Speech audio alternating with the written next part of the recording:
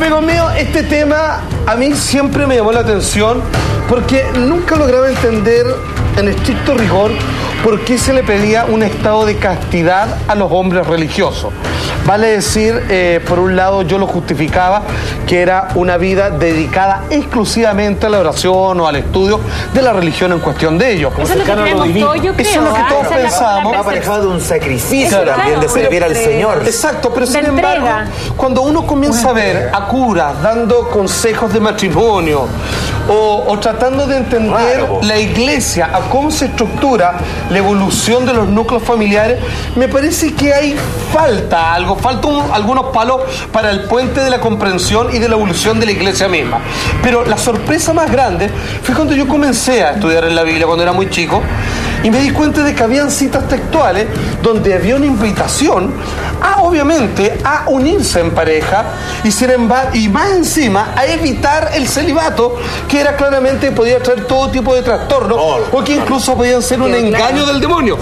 Vamos a ir viendo cada uno de estos temas, sobre todo en estos momentos bastante álgidos para la iglesia, siendo que los 115 cardenales que se reúnen para elegir al nuevo papa, hoy día hubo humo negro, la fumata negra, no hay humo blanco todavía, aunque esperamos que van a apurar ese proceso porque claramente están desesperados.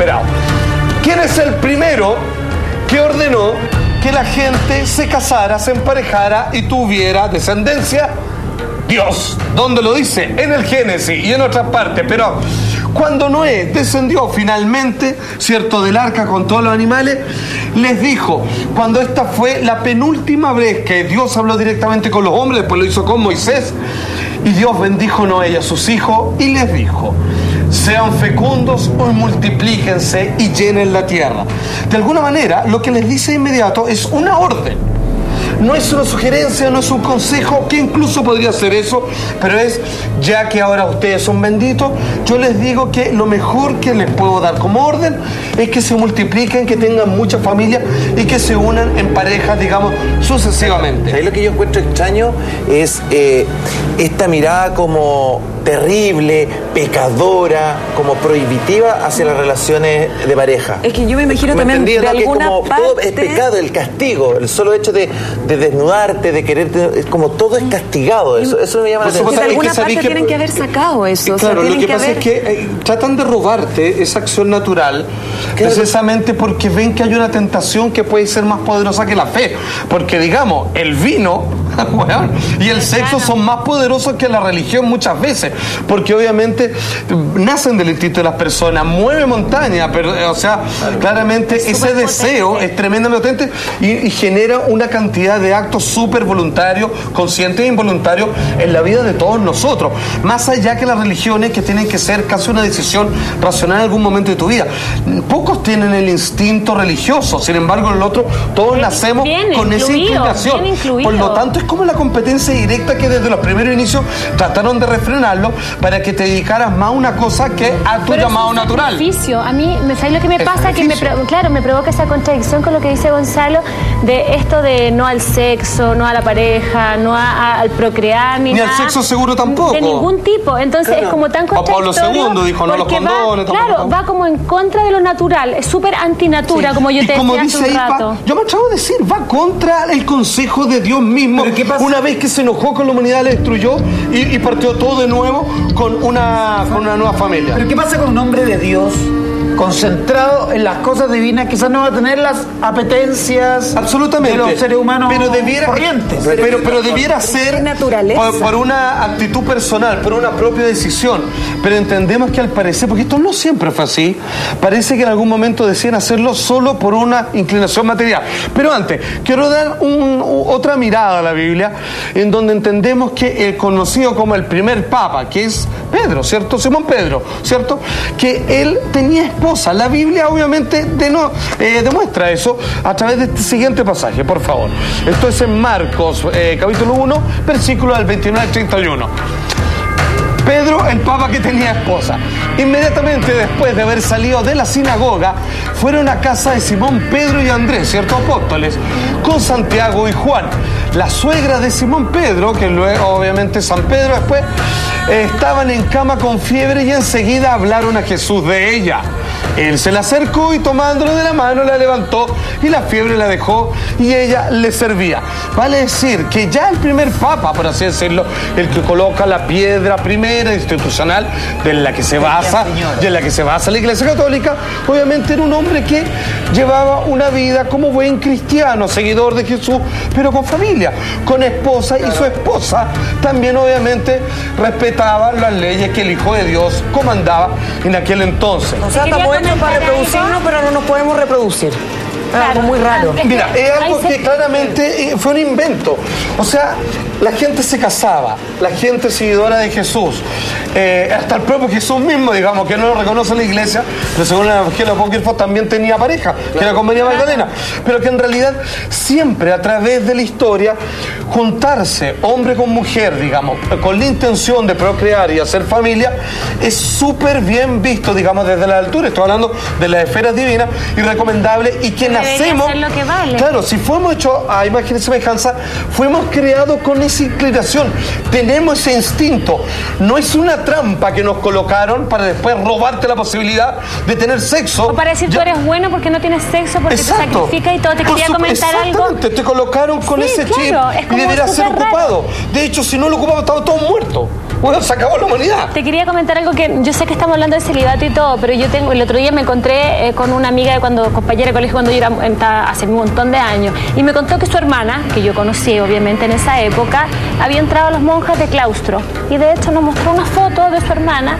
¿Y sabes por qué te lo comento? Porque me pareció una cosa súper loca. Había estado de cumpleaños hace un par de días atrás, el día que yo me la encontré, y salieron unas fotos de su hermana tras las barreras de texto, y ella y su familia, su mamá y toda la gente cercana a ella, delante. Claro, frente a la puerta y no pueden entrar. Y es súper loco, porque lo traigo lo saco de atención, porque otra sensación que me parece súper violenta. Ella se entregó a lo divino, a todo lo que queráis, pero imagínate que es súper tu familia, la gente más cercana a ti, tu entorno más natural, estaba detrás de unas barreras el día de su cumpleaños. Y no es casual. Y una cosa que tú decís, yo lo escuché súper lindo, la entrega y todo, pero me parece súper loco. Porque ni siquiera creen en la relación familiar, digamos, hay una especie de sustitución por el amor de Dios. Es loco, porque el Hijo de Dios, que es el mayor representante del poder, dice, amamos los unos a los otros, pero ellos te dicen, no, separémonos, digamos, y hagamos grupo aparte. Claro. Esa es la cuestión.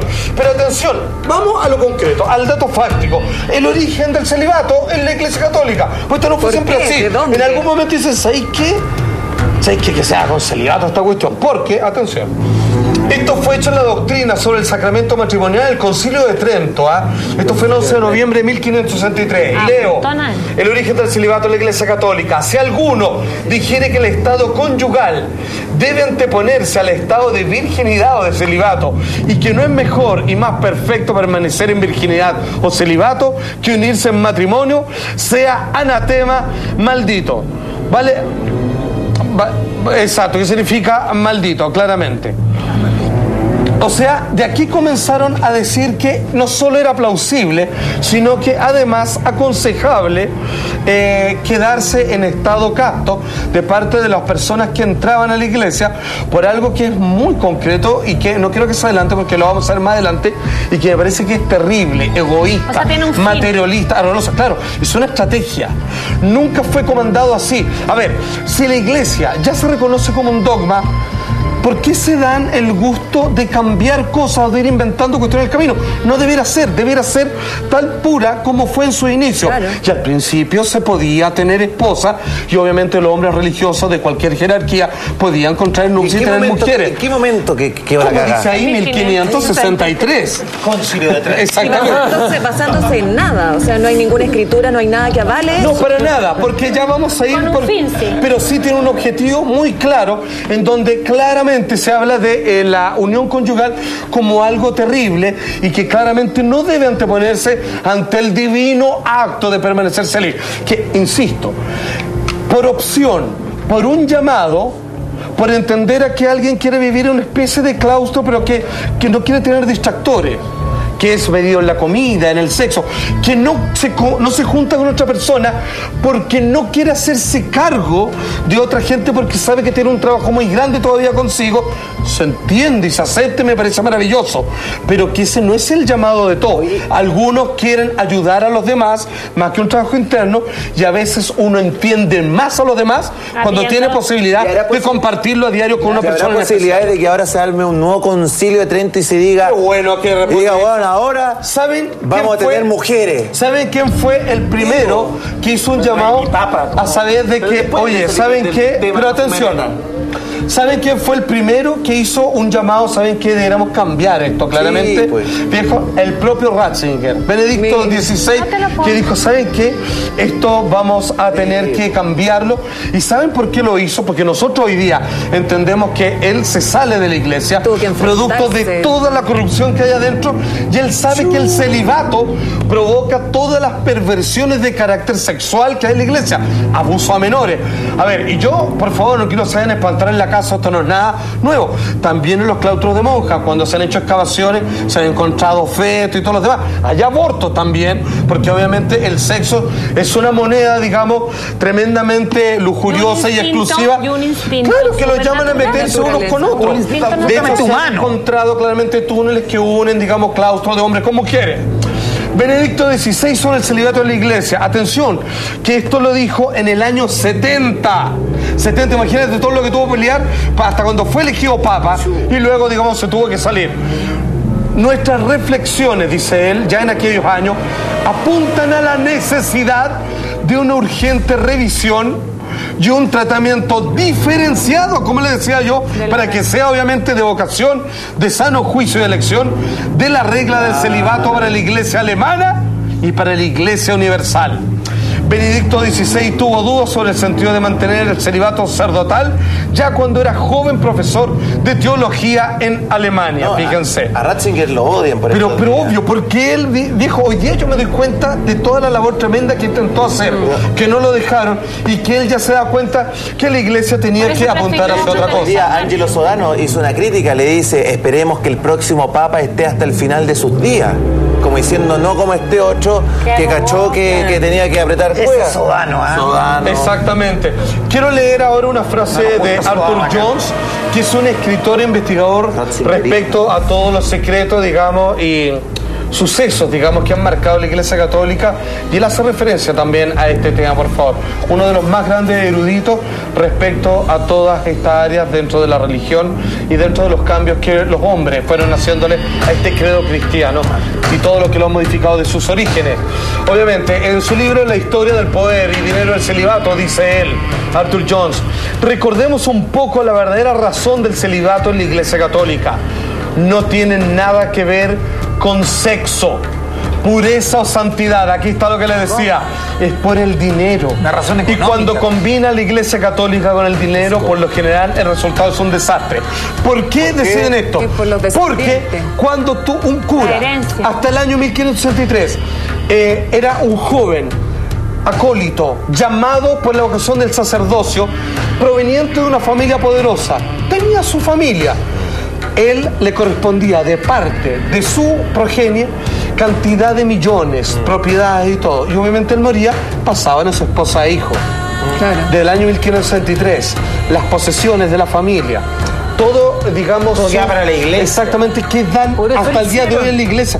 Lo hicieron para heredar todo el poder monetario y toda la herencia que los sacerdotes que claramente tienen grandes riquezas que fueron para ellos. O sea, autito, el Mercedes-Benz que veo que tienen algunos, que quede para la iglesia. Pero podría a lo mejor, o sea, yo igual entiendo el fin, pero ¿por qué no, por ejemplo, pagarle un sueldo, tener una vida y después la iglesia sigue siendo un negocio? Si hoy día es un negocio y si fuese de otra forma, sería un negocio también. Entonces igual como que en realidad tú decís, es absurdo llegar a ese límite, o sea, poner a un ser humano a ese límite de decir que no pueden tener sexo ni tener una relación con una pareja producto de ser. Oye, o sea, yo me lo voy a jugar. A mí no me extraña que en los comienzos por el lado. Pero por supuesto, es que eso es lo que pasa. Escúchame, lógico, a mí no me extraña que cuando esto partió, esto claramente le dijeron, viejo, usted va a tener que pasar todo para acá, Pero, viejo, no se urja tanto, si igual va a poder hacer sus cosas. Aquí les traemos algo para que se desahogue y todo lo demás. Yo creo que claramente fue natural. ¿Cachai? Igual ¿Te das cuenta? Y atención. Pero ¿saben qué? Yo no puedo terminar este tema, que yo creo que de alguna manera hemos dejado clara, que es una disposición antinatura, que no es lo que Dios quiere para nosotros de partida, y que claramente fue inventada por una situación económica de autobeneficio para la institución. Sin embargo, tengo una frase aún más potente, que es que de alguna manera en la Biblia podemos encontrar que se prohíbe y que es casi demoníaco que la gente sea célibe porque no están haciendo caso a Dios. El texto, literal, sacado de la Biblia a la vuelta de comerciales, por favor, imperdible.